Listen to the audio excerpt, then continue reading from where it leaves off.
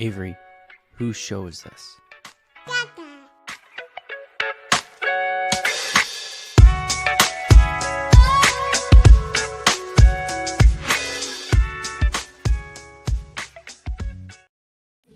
And we're live. Welcome, everybody, here to the Lakers Lounge podcast. I am Anthony Irwin, Senior Lakers Insider for Clutch Points, and today on the show, I'm going to give some thoughts, having rewatched the game from Saturday night. And then you guys are going to take over. I'm going to answer a bunch of questions, whether they come from the iTunes reviews, whether they come from the live comments, whether they come from Twitter or Blue Sky, where I asked for questions. Apologies on this live stream taking a quick second. This is a super weird thing. I'm legitimately asking you guys because I've never heard of this. I've never experienced this. I'm going to show you guys. This is wild. I've, again, never seen this happen before. My phone, I was FaceTiming with my folks, and randomly I'm like, dang, my case sounds really kind of dirty. And I like checked to see if, because I did the lawn today, and I checked to see what's going on with my phone because it's like crunchy inside my case. I swear to God, this actually, like, I don't know if you guys can see this. It's literally eroding from like the perimeter of the phone. Have you guys ever seen this before? Like it just completely is like imploding. And so yeah, if any of you guys have ever experienced this, I need to know, like, if this is a thing that happens. It's an iPhone 15 Plus. So if any of you have experienced that, let me know. That was wild. I have a appointment. Fortunately, it's under warranty. So I'll be able to go in and talk to some people tomorrow at the Smart Bar or whatever they call it. At Apple. But I've never seen that. My phone just completely imploded, not unlike the Lakers on Saturday night. But this is crazy. And this is right after my MacBook just stopped charging, so that's exciting. Apple, what the fuck? I hope you're not a sponsor, but what the fuck? Anyway, we're going to talk about the game. We're going to talk about game one. I rewatched it, and was a super popular decision on my part in the Irwin household on Easter. But I rewatched it and took some notes and walked away from it thinking that the Lakers need more from four people. First and foremost, LeBron, then Rui, then Reaves, and then JJ, who I think kind of ties all of that stuff together. So we'll talk about that. And then, like I said, I'll answer your guys' questions from over the weekend. And I asked for questions on Twitter, and I asked for questions on Blue Sky. So we will see, was the temperature bad in your area? Not really. It's been weird.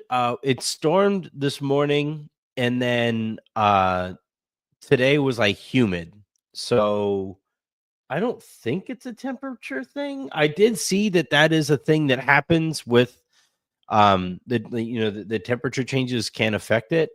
So it going from storming this morning to like hot and humid today, I don't know if that might have had an impact on things, but yeah, I've never seen anything like that. I've had tons of iPhones. I've dropped iPhones. I've shattered, the front of the phones. That's why I always have my phone in a case, because I know how easily these things break, but apparently it doesn't matter. Sometimes they just break on their own. And here we are. But anyway, yeah, I'm going to try to get my thoughts in order and break down that game for a second time, and then we'll dive into some of your guys' questions. So at the beginning of the game, I'm thinking, hell yeah, the Lakers are going to win. Look at these guys go. I'm going to be able to play this.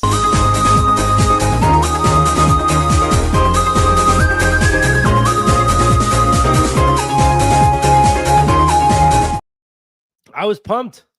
Like, Luka's just wrecking worlds again. I thought a couple shifts happened mid-game that I don't think the Lakers ever really adjusted for.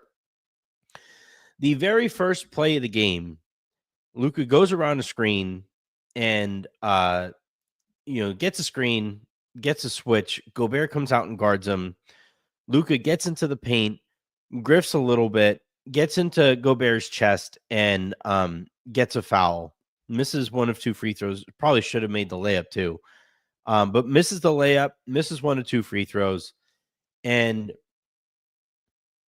for much of that first stint, the Wolves, it looked like, were just kind of like, oh, here we go. Luka's going to get these calls, and we're not going to be able to guard him. And I thought the Wolves didn't have very good energy at the onset of the game. I thought the Lakers had great energy at the onset of the game. And then that first, Luka subs out, and the LeBron and Austin lineup with Vando in at quote unquote center came in, and that group just couldn't do anything.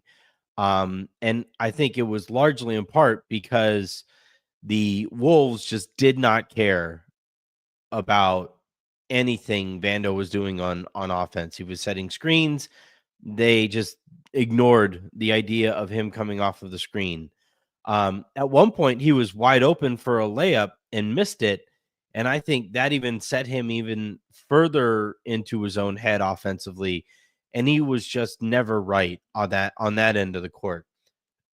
But this is why I thought maybe coming into the series that maybe the Lakers would be wise to start Dorian and then bring Jackson off of the bench, because that group of I guess it's Austin, LeBron, I believe Rui is still out there, and then you have Vando, and I think Dorian is out there.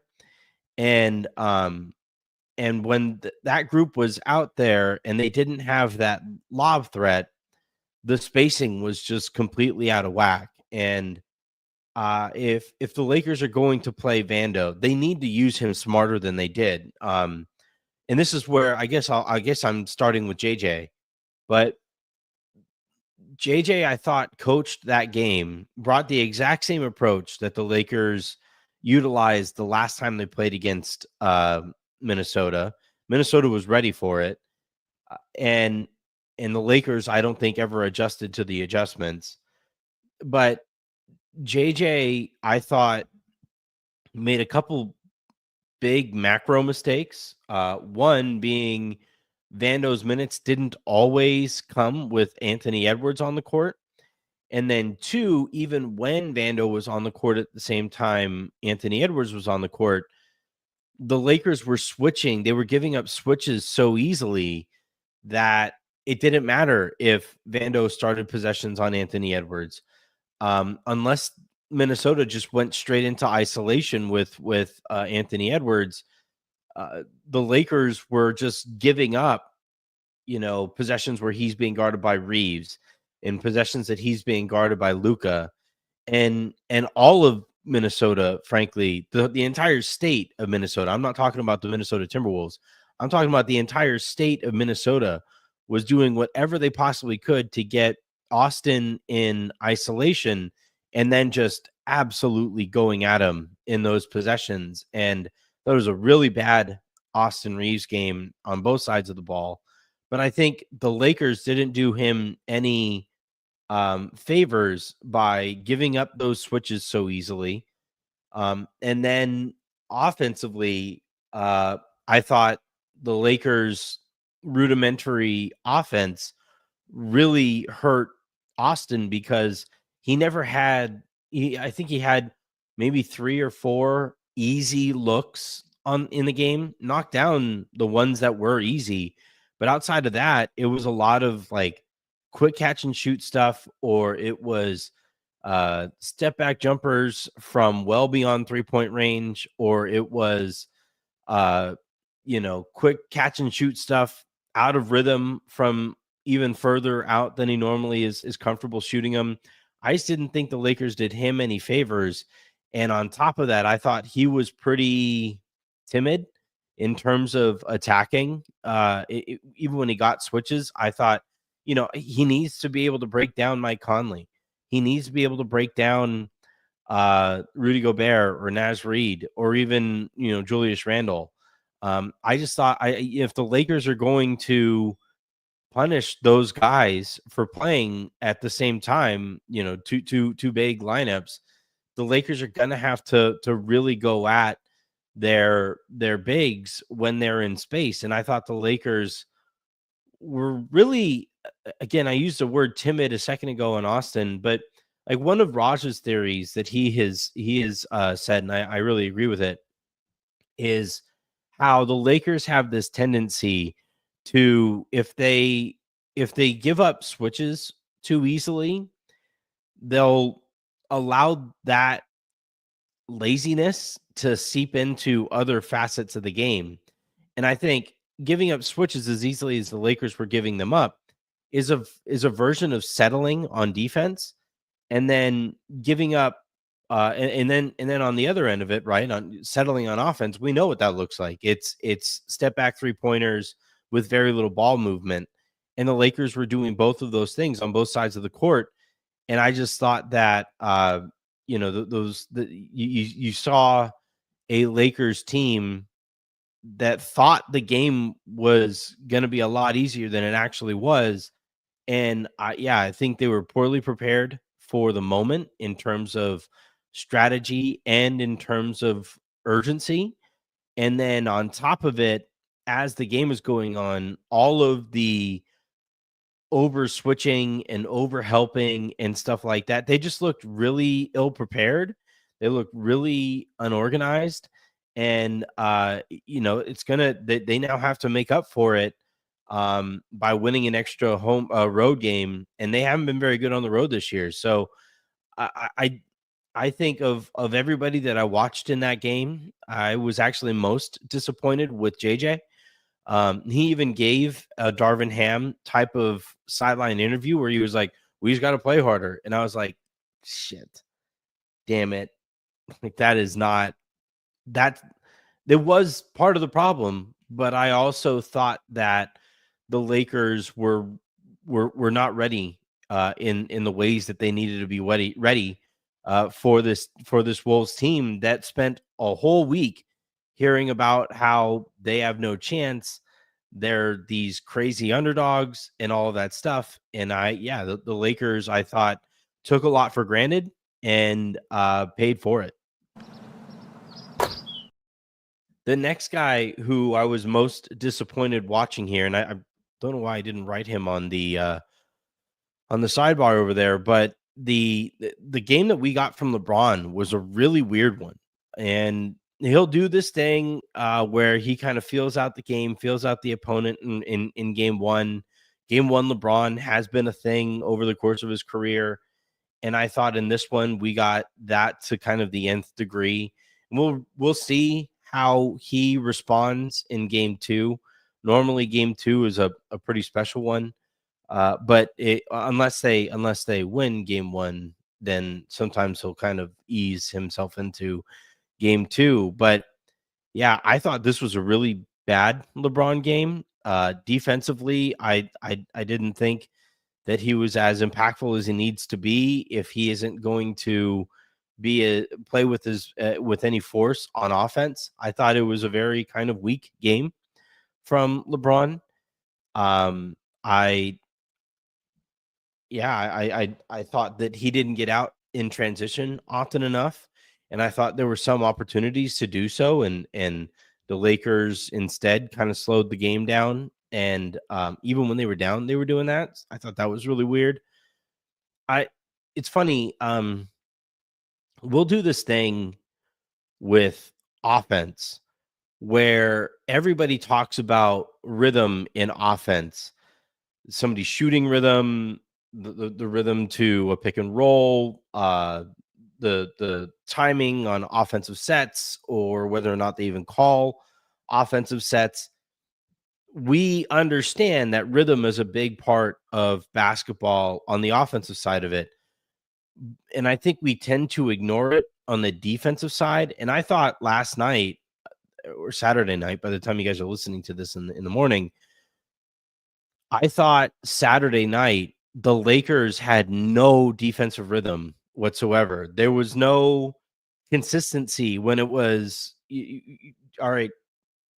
LeBron is guarding Randall in the post, and if I'm Jared Vanderbilt, that is a situation where I just let LeBron go to work on Jared Vanderbilt in the post. But I let LeBron handle Julius Randle in the post. But oftentimes you saw overhelping. Their closeouts, I thought, were all over the place. You would have these closeouts where it was like, we'll just jump and see what happens. And I just, you can't, that's not playoff basketball. That's not playoff defense. And I think, that game there and that approach to the game, that's something that the coach needs to hammer home in timeouts and at halftime and stuff like that. What are you doing helping? It's one thing to help to shade over when Luka is guarding Anthony Edwards on the perimeter. Okay, yeah, get shade a little bit, pre-rotate a little bit, see what's going on there. But if Luka is guarding like Naz Reid in the post or something like that, that's one of the spots that Luka is perfectly fine. Don't go down there and help. And yeah, I thought Vando was really trying to force things defensively, and sometimes it was to their benefit. But I thought oftentimes it was just kind of, I don't know if you guys saw Semi-Pro, but there was the practice where they're working on the play or the offensive system, and they're running this offensive system until everybody pukes, right? And at one point, Will Ferrell's character just starts yelling, "I'm going rogue. I'm going rogue." And he just starts running around in a circle. And I thought that's essentially the game that we saw from Jared Vanderbilt, where he was like, and I think this happened a lot of times when Vando was on the court and Anthony Edwards wasn't, where he's like, I have all of this pent up energy. I am literally vibrating with energy right now. I'm shaking because I want to be able to help this team win. And it led to some mental mistakes there and over helping that let some of Minnesota's guys just pop open. And yeah, I think from a defensive standpoint, I thought that LeBron was a part of some of those problems. But I also thought offensively, it was so much just kind of standing there. And one of the things I asked Pete about the last time he and I spoke was how we didn't get a whole bunch of Luka LeBron stuff over the course of the back half of the season or after the Luka Doncic. I literally have an iPhone shard in my finger. Cool. But I asked Pete about like that was one of the things that made me a little nervous was waiting for any kind of set with those guys being run consistently. And I just thought the offensive approach on the back half of the season was actually pretty inconsistent. And what that leads to was inconsistent habits or non-existent habits. And I thought the Lakers paid for some of those bad or inconsistent or non-existent habits that that they they kind of painted themselves into, the corner that they painted themselves into with their offensive approach. And yeah, JJ Redick again. I know I talked about it a lot right after the game, but JJ said after the game, yeah, we got to figure out a way to get the ball to LeBron with a head of steam already. And one of the ways that you can do that, especially with Minnesota switching as much as they did, is to change the angle on the screens. So what the Lakers were doing a lot of, and specifically with, LeBron screens or Austin screens, was they would set very lateral screens, around the perimeter. And the point of those kinds of screens was to get the switch so that you could match up hunt. But the problem with very lateral screens is it doesn't really do anything for the roller. And this is something that the Lakers are going to have to, I think, adjust with is, all right, Minnesota's switching everything.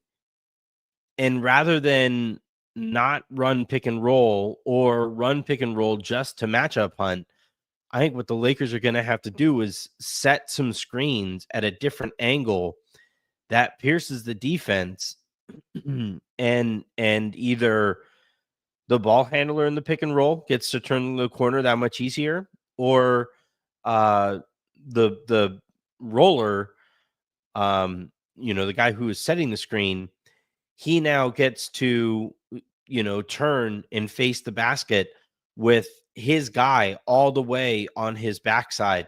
So one of those guys, whether it's the ball handler or the screener, one of those guys should be able to get the ball and have their guy in jail behind them and be able to get some forward momentum, some downhill momentum going to the basket.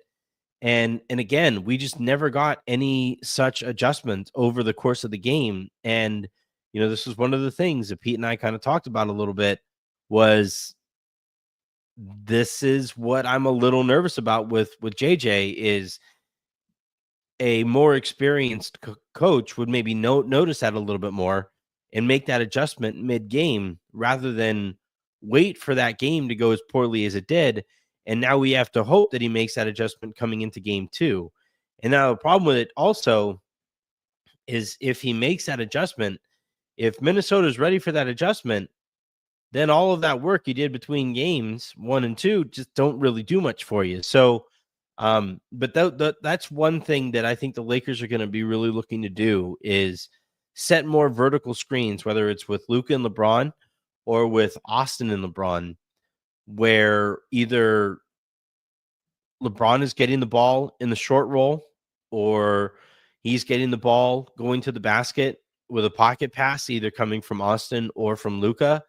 That puts Minnesota in a tougher spot than they ever were in game 1. They need to make some kind of an offensive adjustment to get LeBron a lot more involved than he was, because the your turn, my turn stuff really let Minnesota off the hook. All right, let's the next guy that I need a lot more from is Rui Hachimura. Watching that game, that was a bad Rui Hachimura game. And for whatever reason, people think that I don't like Rui. It's not that at all. I just think the Lakers need a lot from him. And my expectations on Rui are higher because of how much, how reliant the Lakers are on him. When Jovan and I talked about this series, he's the guy who we both said, yeah, the Lakers need a good Rui series if they're going to win this thing, especially handily. And if the Lakers, are going to get that kind of a performance from Rui from here on out, they're in big trouble. And Minnesota does this thing, and I talked about this quite a bit in the run-up to the series. Minnesota is incredible with their closeouts, and they get to you in a heartbeat, and it forces you to have to make your decisions that much faster. Rui is not good with that stuff. Rui is not a quick decision maker. And if he is going to make decisions more quickly, oftentimes it's because he's guessing going into a play, and sometimes he guesses right. Sometimes he's like, all right, I'm going to attack this closeout no matter what. And if that closeout is as reckless as Minnesota's closeouts are, sometimes it just works out in Rui's favor. But other times, what will happen is he'll guess wrong and he'll go to attack a closeout that he doesn't really necessarily have to attack or have the angle to attack. And that gets him into some trouble too. So Rui is going to have to make his decisions faster. Minnesota, like Naz Reid had that one play where he blocked Rui's three altogether. Like, they are long, they are athletic, they work in, they are very they work on this over the course of the entire season, but they're very good at shading with one, in one direction, but having their weight on their other foot so that when that pass goes to their player, they are already on their way out to close out to get their, that half of a second faster. And what that leads to is Rui, who's big and can oftentimes get away with kind of a slower release because he's so big. But with Minnesota, if he's being guarded by Anthony Edwards or Nickeil Alexander-Walker or Jaden McDaniels, those guys are all, especially McDaniels, they're all very athletic and long, and Naz Reid also. Those guys just get back into the picture really quickly, and I think it really affected Rui's sight line on some of his jumpers. A couple he made anyway, and that might be just kind of what he's going to have to do is get used to knocking down more contested jumpers than maybe he's accustomed to. But one thing that he's going to have to figure out, and this is a really tough thing to learn on the fly, but some guys will do, Lonzo is the guy who comes to mind most in doing this, but what they'll do is they'll take regular kind of snapshots of the basketball court around them. That way, if the ball comes to them, they have a decent idea of where everybody is, and therefore know, all right, if I'm going to make a quick, swing pass, here's who's standing over there. Or if I'm catching the swing pass, I know where my defender is. Will I or will I not have enough time to get the shot off, or should I attack this closeout?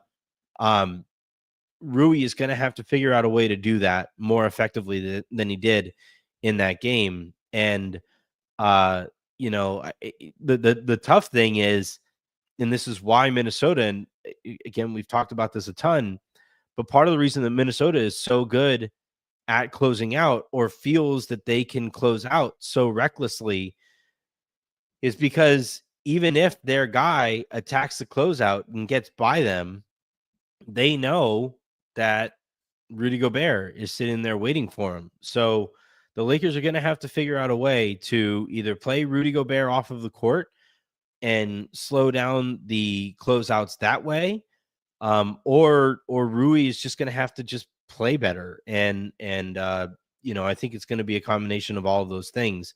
And then defensively, and then in terms of rebounding, Rui is going to have to be a lot more physical. I thought Minnesota really took it to the Lakers with their physicality over the course of the game. And the player who I thought kind of shied away from that physicality the most was probably Rui. And the Lakers can't have that. He needs to be better.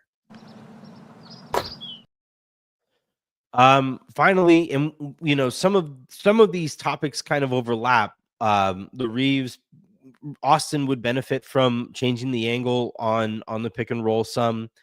I also thought when Minnesota went under screens on him, or they or even if they didn't go under screens, they went into a drop or a deep drop, and I didn't think Austin punished guys enough for that. He's going to have to be more willing to pull the trigger on some of those shots than he was in game one.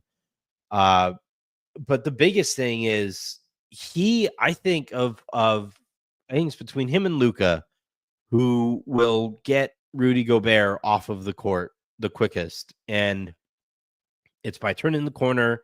It's by closing down that space. and getting into Gobert's shirt and forcing the referees to make a call there when Rudy jumps through them to block the shot.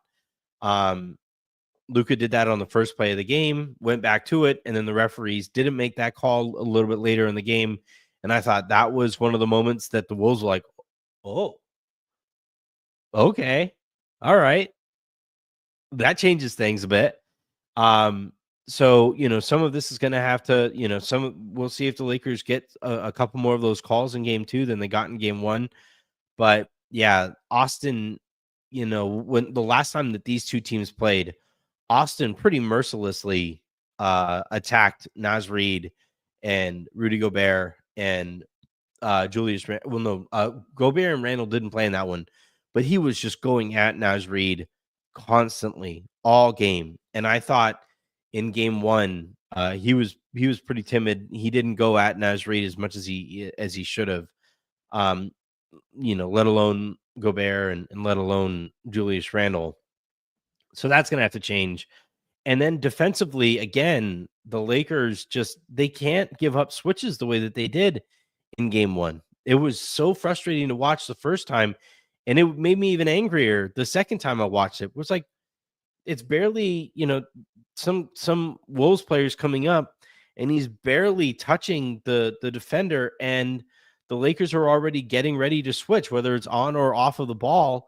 And all that does, it wasn't gumming up Minnesota's offense in any real way. If anything, it was lightening the load of what the offense needed to do for them. And they were getting whatever matchup that they wanted. And they were just, I think Nikias tweeted out the stats that they attacked Austin some like 12 times and scored 20 points on those 12 possessions or something like that. Like, the Lakers need to protect Austin and Luka better with the guys that they have out there to protect those guys. It was just a really weird approach that the Lakers took offensively and defensively. And I thought that the three guys that we've talked about here felt Rui, Rui played bad in his own right, but I think Austin and LeBron kind of suffered the Lakers' approach to this game pretty thoroughly. All right, let's I think that's all I got. So I'm gonna go ahead and dive into some of your guys' questions here. The first question I'll take, I'll go ahead and go with Blue Sky first. Velodus writes, do you find yourself wishing at all that the Williams trade wasn't rescinded, even given what they were giving up to get him? I don't know that Williams would have been that much more effective. The problem is, and I think this actually kind of weighed into the Lakers' decision to rescind the trade. I just don't know that JJ wants to play a non-elite center, and I think that's something that he is going to have to rethink in the summer. Now maybe he'll be forced to rethink it by the Lakers going out and getting a better center that he trusts a little bit more. But I would rather have Jackson Hayes played off of the court than have JJ Redick approach the game knowing that eventually he's just going to go away from him. And look, maybe it's possible that Jackson just doesn't have a spot in this rotation or in this series, but the Lakers are going to need more from Jackson, and they need to bring him into the fold offensively in order to keep Minnesota a lot more honest than they were than when Jackson subbed out and Vando subbed in and was setting those screens. Because when Vando was setting screens on offense, you could actually see Minnesota just like ignore him, whatever. If he wants to roll, cool. If he wants to pop, cool. Whatever he's doing, let him do it over there. We will not pay any attention to him. And the Lakers just can't have that. And when Jackson set screens, at the very least, Minnesota feels the need to tag the roller there in Jackson Hayes. And they don't even do that with Vando. They don't feel the need to tag the roller there, because it's like, even if Vando gets a wide open layup, it's not a guarantee that he's going to make it. He's maybe the worst offensive player I've ever seen. So, yeah, they need to use Vando smarter when they do use him. And I don't think the Lakers can just play Jackson Hayes, whatever it was, 6 or 8 minutes that he played in last night's game. He's too big a part of what they look like at their best for him to play as little as he did last night. But I guess no. So sorry, to answer the question. I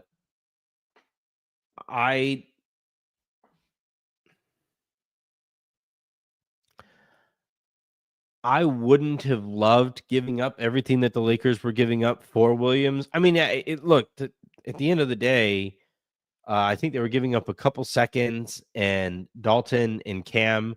Dalton's not playing in this series, it doesn't look like, and Cam obviously is not even on the team anymore. And second round picks are just kind of second round picks. So maybe if Williams is just slightly better than Jackson, maybe JJ actually plays him, but there's no guarantee he'd be healthy. And there's no guarantee that JJ would play him any more than he is currently playing Jackson Hayes. And until JJ kind of, comes to Jesus about the importance of bigs in playoff series, the Lakers are I think they're always going to be playing at a bit of a disadvantage, because like the Wolves in game one were bigger, stronger, and faster. You can't lose all of those things. And from a physicality standpoint, and Jackson at least makes it so that they aren't so much bigger than you. We'll see. It'll be interesting to see what kind of role Jackson plays in game two here, because I don't think they can survive only playing 8 minutes of basketball with a center. I just don't think that that's a sustainable model moving forward, especially against this team. All right, let's go to Twitter.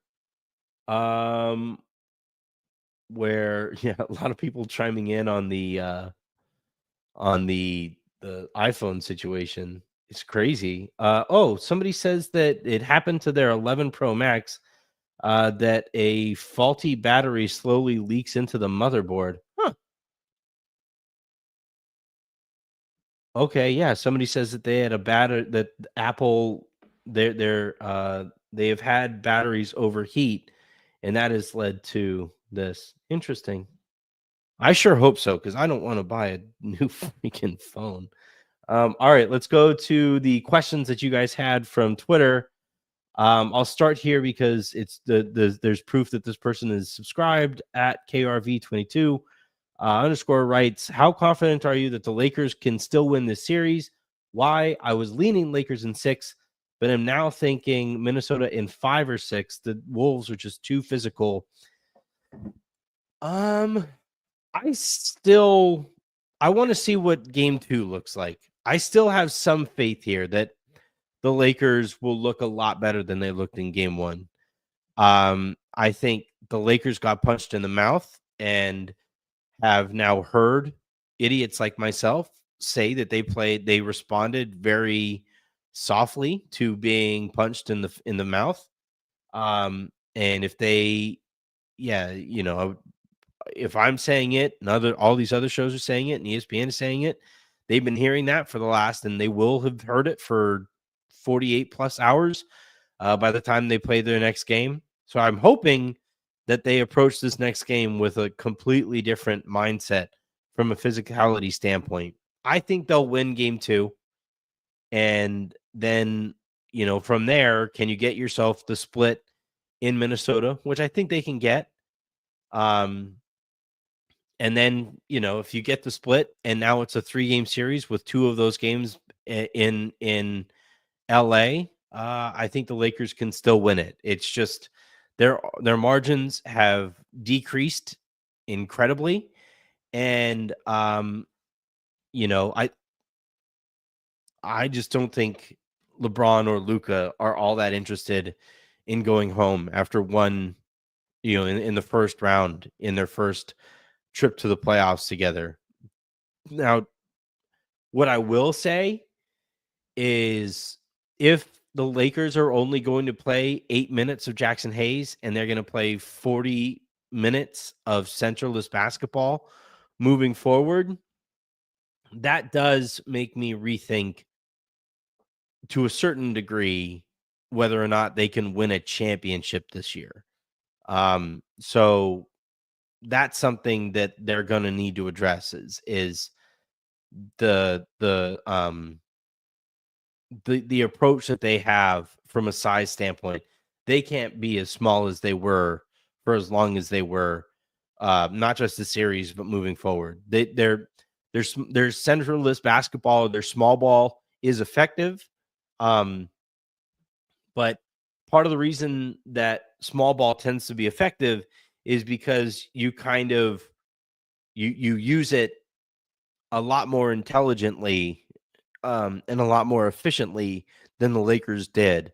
And that's something that the Lakers are going to have to rethink. George Santiago, will you still go with a 9-man rotation, or do they need to cut it down to 8 now? I would still try the 9-man rotation. Now you can't play Goodwin and Vando together. That was a really weird combination that JJ went with. Again, super weird game from JJ Redick. I thought he was all out of sorts in that game. So hopefully that gets better. But again, it's a version of what I just talked about where, like, I don't think the Lakers are athletic enough if you don't play Jordan Goodwin at all. And if you trim Jared Vanderbilt completely out of the rotation, that makes them kind of small, well, really small, not very physical, not all that fast, and not very forceful defensively. And that's where you start to worry about barriers of entry in regards to athleticism and physicality and size. So I wouldn't trim it down quite yet. But I would rethink the way that they're using Jared Vanderbilt. If he's on the court and Anthony Edwards isn't on the court, then the Lakers are just kind of shooting themselves in the foot. That should never, ever, ever, ever happen. Ever. Ever. Fred Joel tweeted the picture of Anthony Edwards kind of taunting Luka, and Luka's kind of response to it, and the way that he's kind of looking at Anthony Edwards. I hope that Luka takes that personally, and he tends to. We saw how he responded to Devin Booker talking some mess in those series, and how much pleasure Luka took in taking that to him. And Anthony Edwards is very much going to let you know that he thinks he owns you in a matchup. And if that is going to be something that he feels comfortable doing, then I do think that that's something that Luka isn't going to take very lightly. And I also think that the rest of the Lakers saw that meme and saw that picture there. And I would hope are also taking that kind of personally and being like, no, man, you don't get to do that on our home court to our best player. Fuck that. Like, let's fight about, like, there's some things that you just got to fight over, even if you might lose the fight because Minnesota's bigger. But there are some things that the Lakers can't just take sitting down, and that image is one of those things. If the Lakers don't respond to that image, then they're not going to respond to anything. Wisnocious writes, how bad are you going to crash out if it's a sweep? Whew, man. Crash out, I don't know if I would necessarily fully crash out. I crashed out today, when in a matter of like 2 weeks, I had to buy a new lawnmower, I have to buy a new iPad, I have to buy a new Mac, potentially MacBook, and then today found out that my iPhone is apparently disintegrating from the inside out. I didn't handle that very well. So I don't think I would necessarily be as angry about this series as I was about my phone today. But that said, if the Lakers get swept after that meme, after the way that they got punched in the face, like that's one of those things that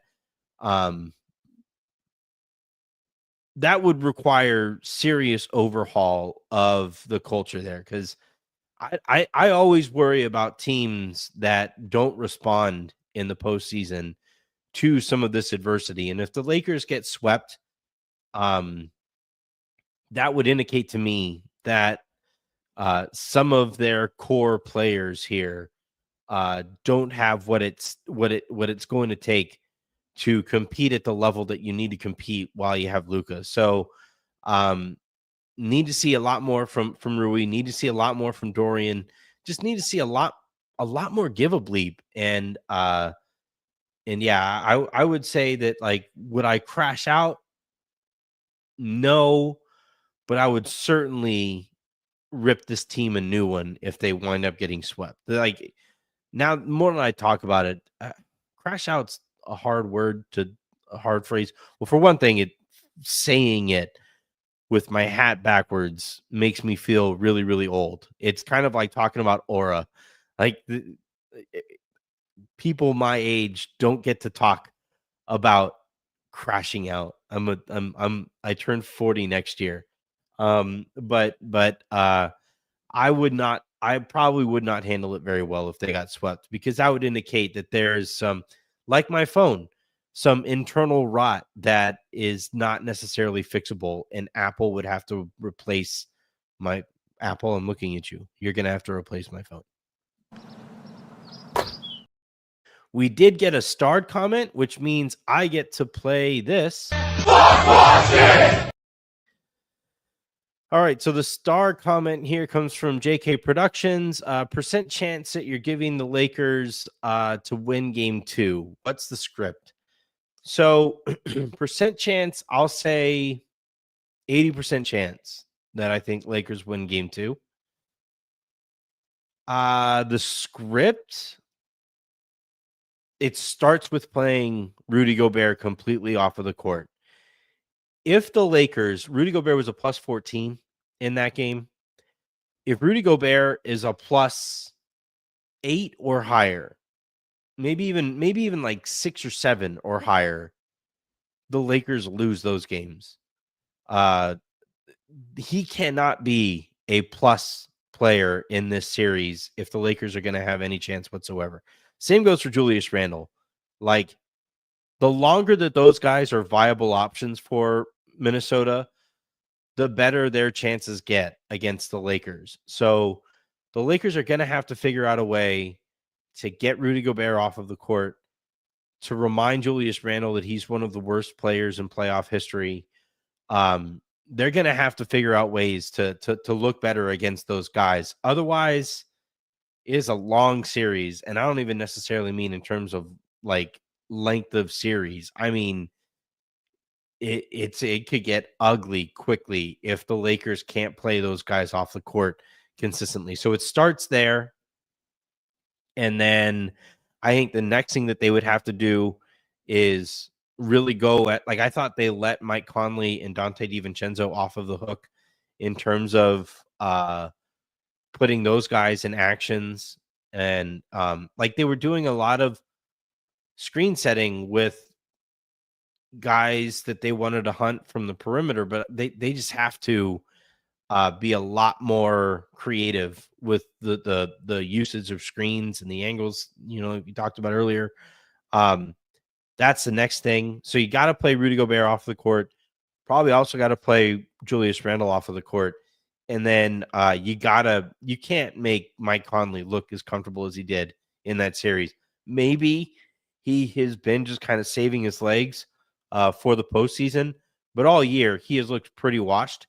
Last night he looked incredible, and I don't like the Lakers' chances if he doesn't if he is able to look the way that he did consistently over the course of the series.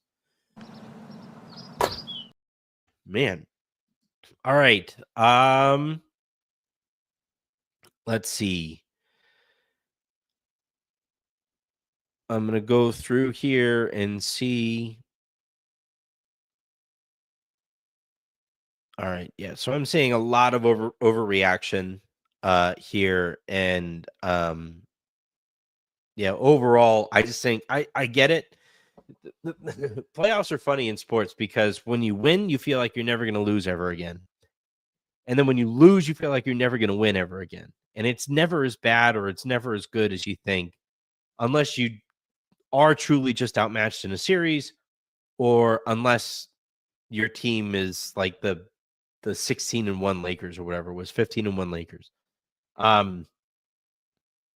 I tend to think that the Lakers are going to bounce back, win game 2, maybe even handily. But look, if they don't win game 2, then a lot of those comments about, this team this and this team that and that, then I'll entertain those comments. I'll even show them on the show more often than I have. But as it stands right now, I am not not quite ready to bury this Lakers team. Not even a little bit. All right. Man. Almost hit the wrong button. All right. You guys can kind of hear my voice a little bit. So I'm going to go ahead and get on out of here. Hope everybody had a great Easter weekend outside of that game, obviously. Hope you guys had, to those of you who celebrate Easter, happy Easter, happy Passover. To anybody who was celebrating anything today, hope you did so safely.